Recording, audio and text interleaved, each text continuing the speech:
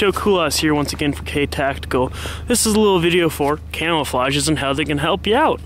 Now, this is a little, kind of doing a little bit of a weird video here for it, but this, you know, right now if you can see the sound of guns, I'm going to slowly increase on here while I'm talking. But if you can see it, there's two guns. One's pointing exactly at me, the other one is not, pointing at angles. So, you know, if you can kind of see those. Anyways, they're pointed at you. Now, let's say that person, again, you know, in a real life scenario, they're wearing camo as well. That would blend in pretty decently well to the environment. Now, I think a little bit more green, obviously here in North Dakota, would work out better than black, but it's a very, you know, simple pattern.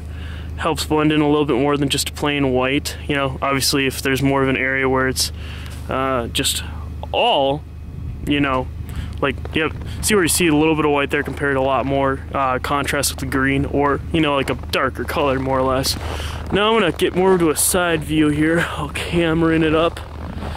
And also there's nobody at the range. Oh, FYI, I got somebody in the car watching, you know, so just being very safe about this as well.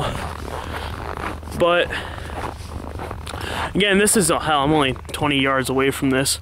But, you know, it's like, you know, and not very much zoomed in, not zoomed in at all.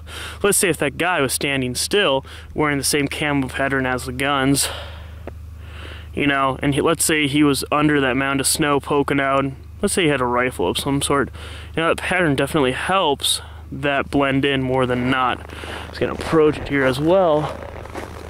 But that's kind of the cool thing about these camos. Now, winter camo is a little bit different, obviously, than everything else, but it definitely works in its own way.